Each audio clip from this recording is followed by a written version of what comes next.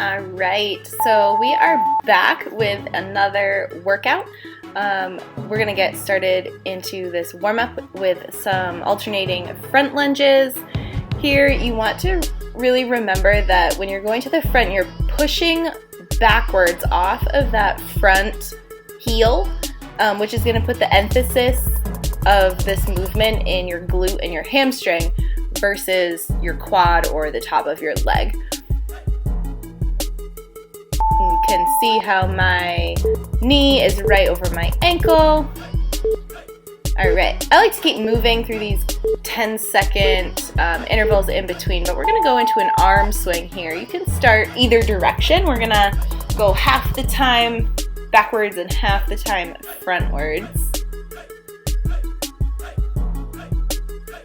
The big swing, you want to think about keeping your core nice and tight. You're going to feel this through your obliques. There we go. We switch directions. Almost like you're swimming. 2 seconds. There you go. All right. So again, staying moving. Your body's getting warmed up. We're going into a high toe tap. So you're going to plant your feet and bring the opposite arm to the opposite foot, and you're thinking about meeting in the middle. If you can't quite get the leg that high, don't worry about it. It's more the motion and the contraction in your core that you're feeling here.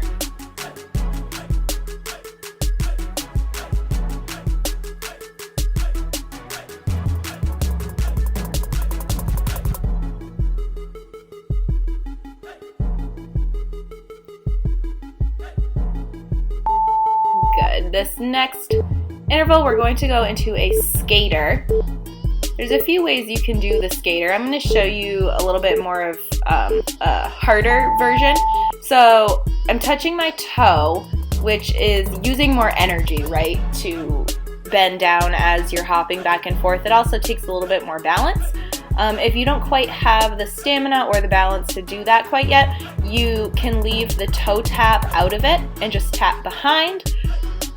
Or you could challenge your balance without the toe tap and keep that back foot off the ground so that you're hopping just to one leg.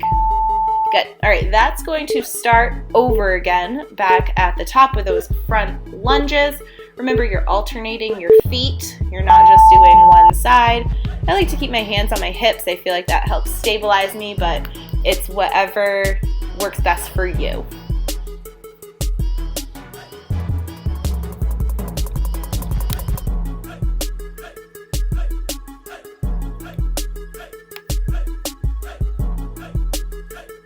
Good, almost there. Keep pushing. Remember, you're pushing off that front heel, not the ball of the toe. Good. So we're going back to those arm swings in just a couple seconds. Remember, halfway through, we're going to change direction.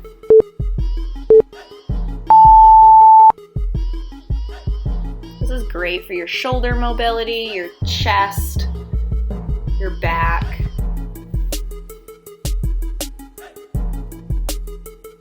I like to start with these dynamic warm-ups with cardio intervals because it's really the best way to get your entire body warmed up. And no matter if you're training just like a specific body part for that day, I 100% every single time will do a total body warm-up. It's best to jump into a workout when you're starting to break a sweat or at least warm.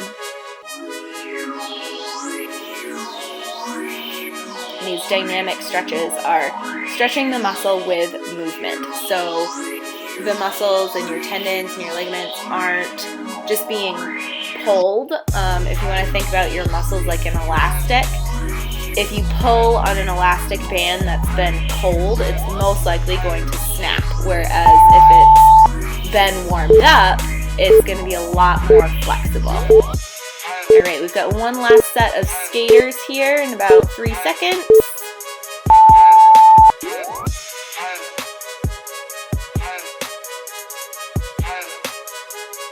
I want to let you know that I've taken the rest periods between circuits out of this workout as well. So if you're going through them and you feel like you need a break, please hit pause and then grab a drink and join me when you are ready to finish the circuit.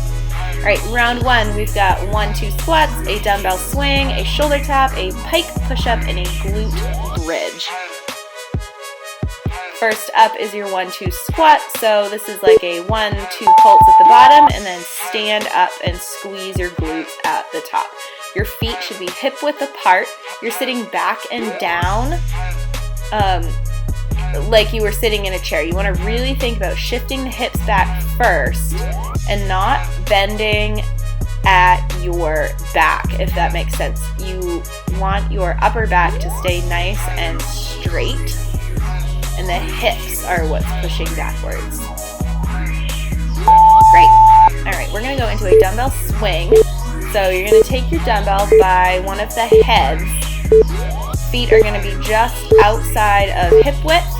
And this movement here is initiated through your hip swing. It is not a front raise with the arms, okay? You really want the momentum of your swing to push that weight up to shoulder level. Okay, so it's a big squeeze in the glute. Your hamstrings are on fire, your glutes are on fire, your heart rate's coming up. This is a great low impact cardio movement if you have any knee or joint pain, foot pain, ankle pain, anything like that. All right, we're gonna hit the ground for some shoulder taps into your high plank position, and you're just tapping the opposite shoulder. So with this one, the wider of a base you have with your feet, the more stable your core is going to be. So if you find yourself rocking back and forth, take your feet out wider.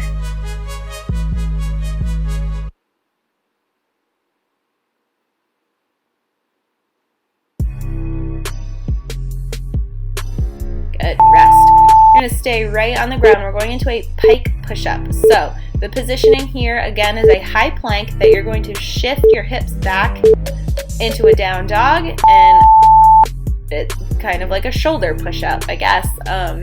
You want your forehead to be coming to the ground, and don't worry if you can't quite get your head to the ground, make the movement smaller. It's going to do just as much work with a smaller range of motion.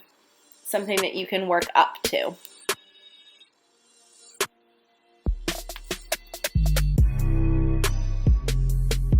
Great. So you're going to grab your dumbbell and lie on the mat on your back. We've got a glute bridge. You're going to rest the dumbbell on your hips.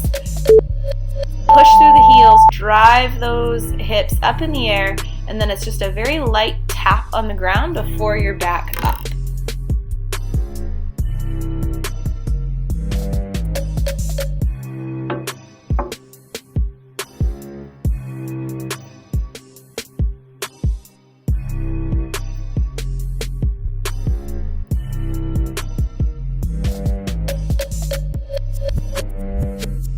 Great. All right, we're going to be back to the top with those squats.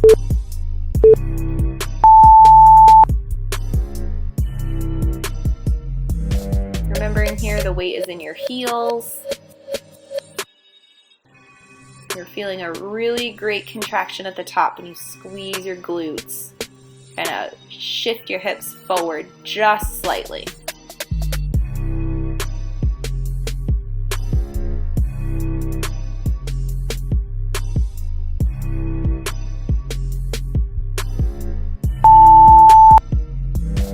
Good, you're going to flip that dumbbell around and hold it the long way. We're back to those swings. Remembering that your hips are what's doing the work here.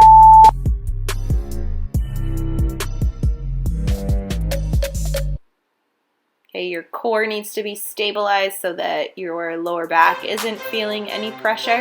If that's the case, then you're probably not initiating the movement from your hips. So it's like a half a squat, and then you're thrusting that dumbbell forward with your hips.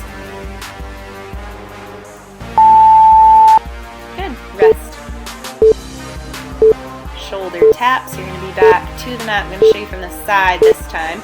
So your high plank, nice and flat. Got a nice wide base with my feet, and I'm tapping my opposite shoulder.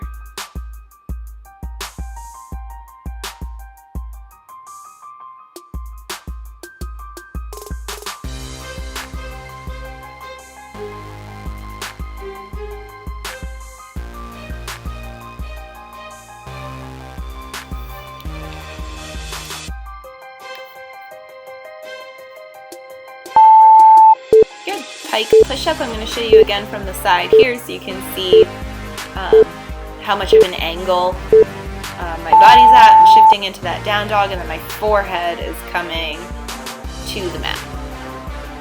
See, I'm adjusting there because I personally needed it to be a little bit harder.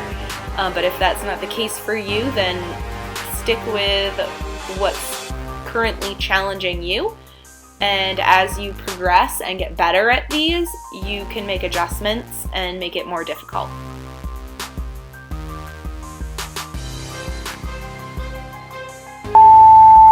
Good, rest. We've got one more glute bridge, then we'll be on to round 2.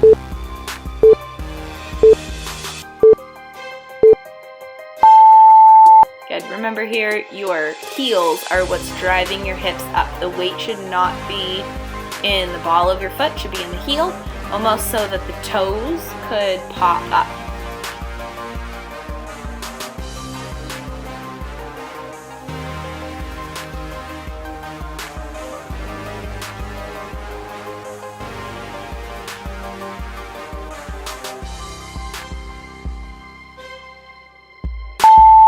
Good. Grab a quick drink if you need it, and we will be back for the second round.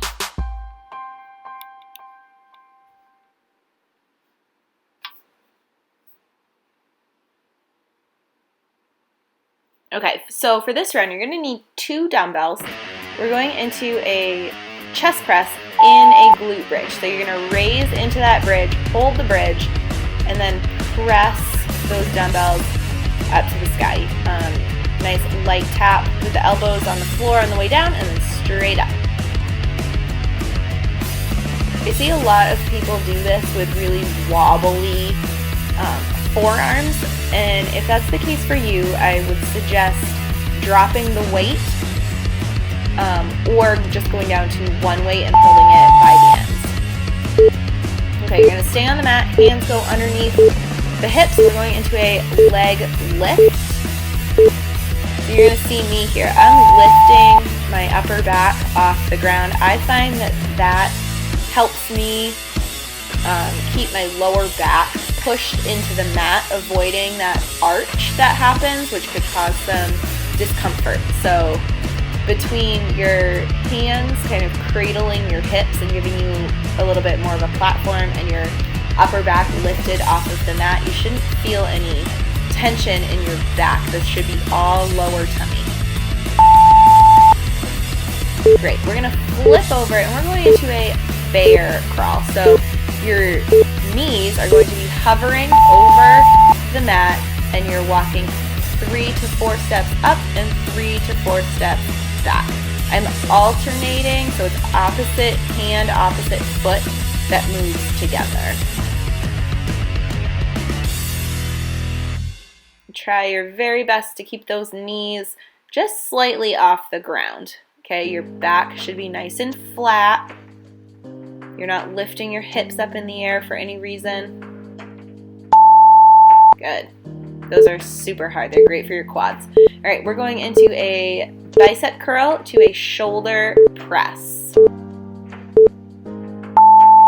there's a little bit of a rotation there at the top of your curl.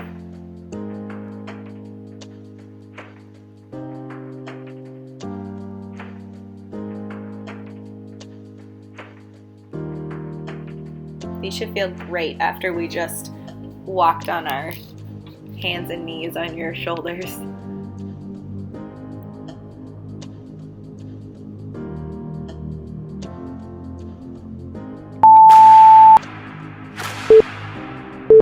Good. A little bit of a cardio interval here. We're going into a high knee run. If this is too hard for you, or if the impact hurts your knees or your ankles, do something different. Do a butt kick, do a jog, you could do a skater, a jumping jack. I don't really care, as long as you're still moving and you're challenging yourself with that particular cardio interval.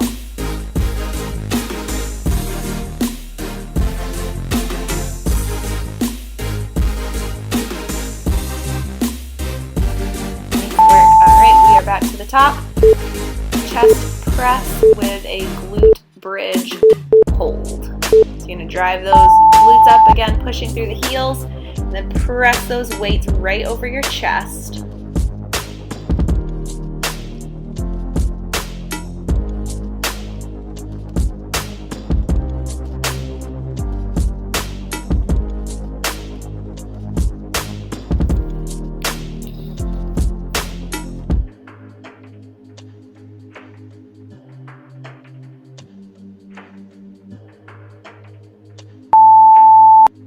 Alright, back to those leg lifts. Remember, hands go under the tailbone, upper back comes off the mat. You're lowering the legs, hover off the ground, and straight back up. If this is still too difficult for you, take the range of motion down. You don't have to lower your legs all the way to the ground. You can just move them 2 or 3 inches until you feel some tension in your lower abs, and then bring them back up. You could also make this a little bit easier if you bend the knees, if you went 90 degrees. Good. Second round of your bear crawl. Remember, the knees are hovering and your opposite hand and opposite foot are moving at the same time.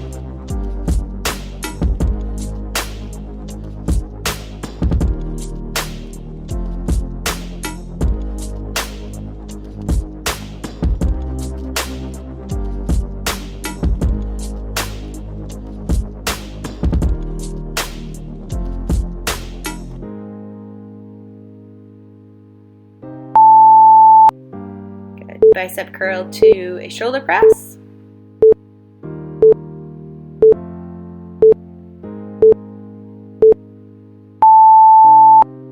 Nice controlled movements here. We're not just swinging weights around. You want the muscle that's being targeted to be the only muscles that are doing the work.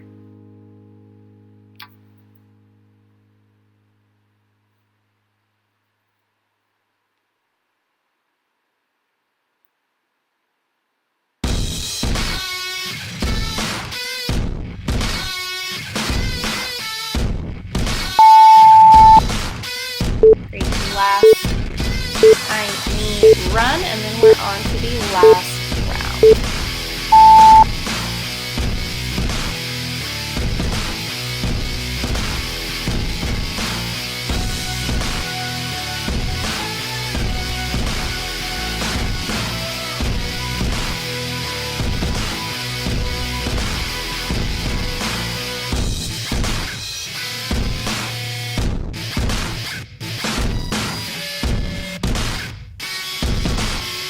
There, 3, 2, and 1. Relax. Great job. Got about 10 seconds, and we'll start round 3.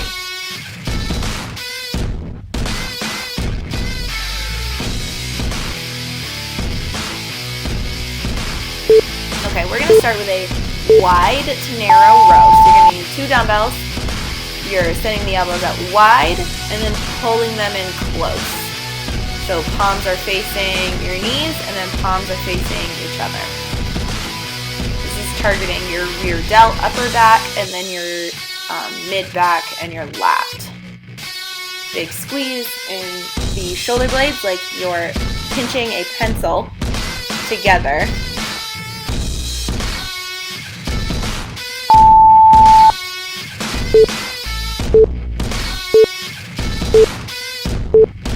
Good. We're going into a alternating curtsy lunge with a lateral raise in the middle. So you're going to take a step behind you, lunge, and once you come back to the top, raise those weights out to the side.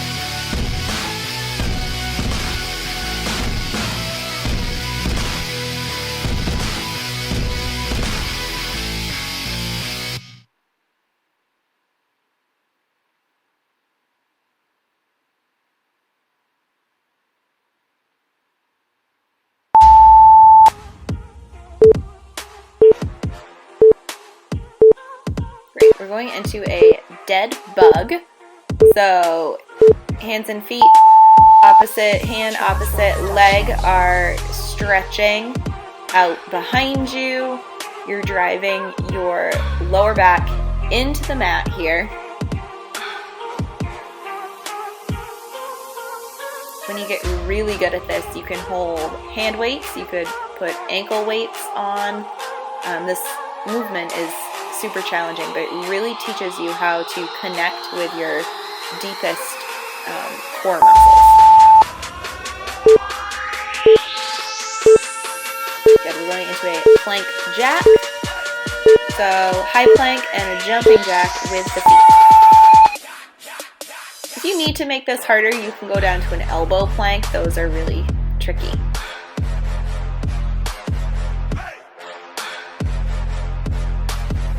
If you need to make this easier, you can take the jump out of it and just tap each foot out to the side.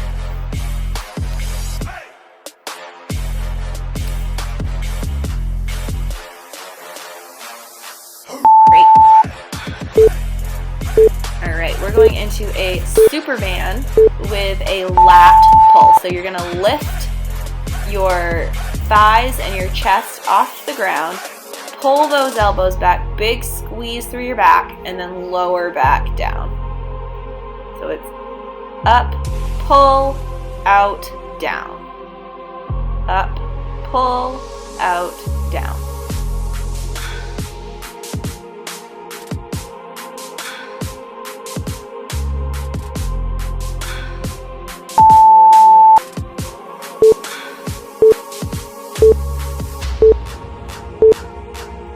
Alright, back to the top word.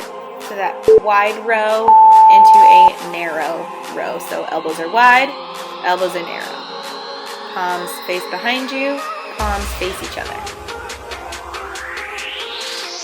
Again, your core is tight here, supporting your lower back. Anytime that you are leaned over like this, you really need to be aware of how stabilized your core is so that you don't ever feel any pain through your lower back.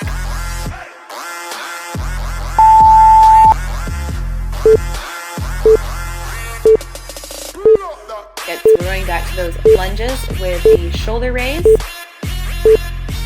you're stepping back and down, kind of at an angle behind you. Then you're pulling yourself up with that front heel, just like we did with those front lunges in the warm-up. This is targeting more of your glute on the side and your outer thigh, as well as your shoulders and your heart rate, because anytime you combine a lunge with an upper body movement, it's going to jack your heart rate up pretty quickly. Good, rest. Dead bugs are next.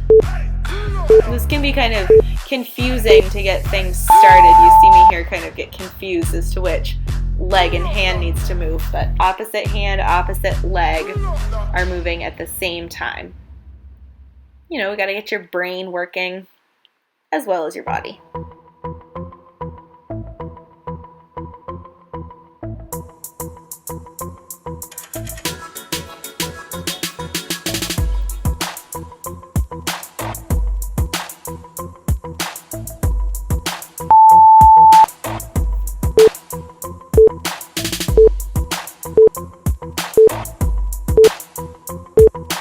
Good. Plank jacks.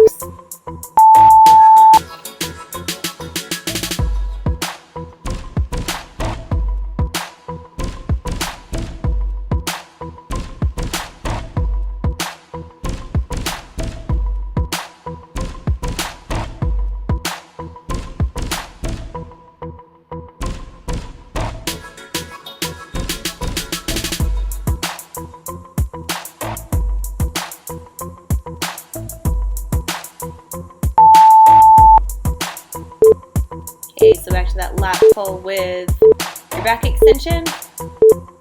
You're going to lift up, pull, out, and down. Up, pull, out, down. Your eyes, your gaze should never be up. want to either be looking at the ground in front of you or something slightly ahead of you, but you never want to crane your neck up high when you're doing some kind of back extension.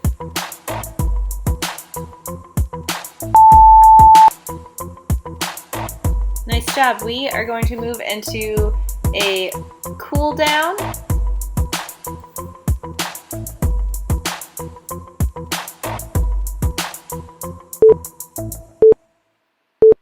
We're going to start with a quad stretch. So you're going to pick one of those feet up behind you. Focus on something that's not moving and really think about pushing your hip forward and driving your knee back. You don't want your knee to come, the bent knee to come out in front of the standing knee.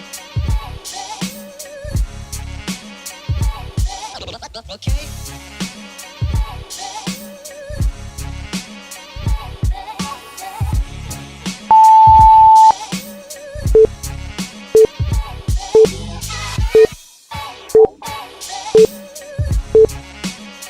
Good. Other side. I'm showing you from the side here how my knees are still in line and I'm pushing my hip forward, and that's really helping me feel a nice big stretch through the front of my leg and my hip flexor. Those get so tight.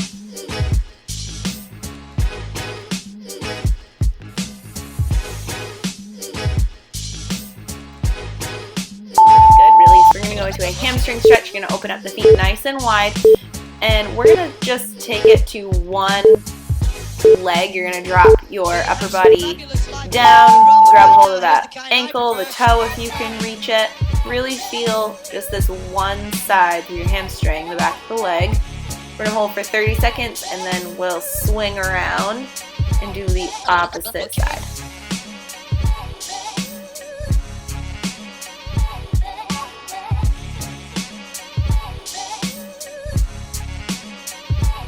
Faithful and brave.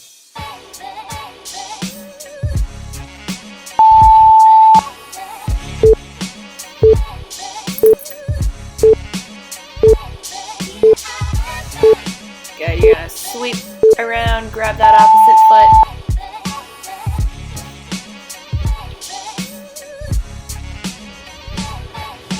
Okay.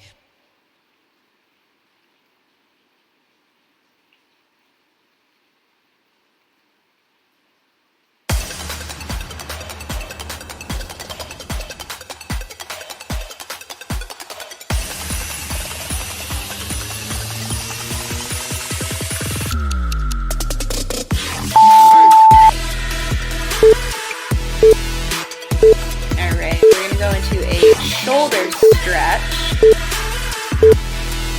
Now, hook that arm and pull. You want to make sure that you're not raising your shoulder blade up above, like squeezing your neck. You want to keep your neck nice and low while you're pulling just the shoulder.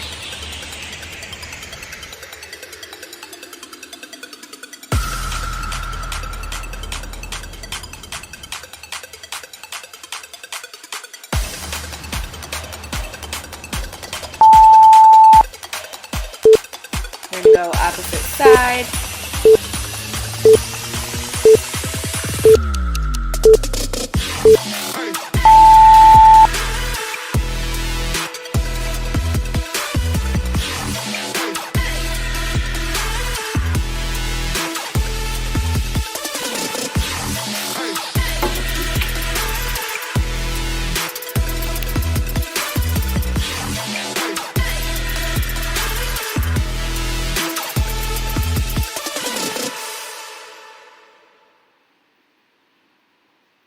Good. I'm going to turn to the side so you can see what I'm doing. We're going to go into a chest stretch. You're going to clasp your fingertips behind your back, roll those shoulders back and down, and really pull through your chest. Your eyes should be up on something higher in front of you so that you can have a nice wide open chest. Really pull there. If you feel like your fingers are slipping and you need to readjust, please do so. This one is great. I'm kind of rolling my neck out. Feels so good. Good. One last stretch here. We're doing a standing cat-cow. So, kind of going before the timer, but that's okay. So all you're doing, just like a cat-cow if you were on the ground, doing this in a yoga pose, you're just arching your back and then kind of lowering your belly.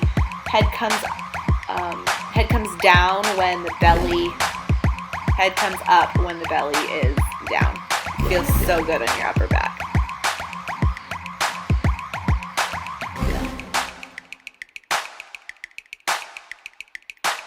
Nice job, guys. Way to crush it.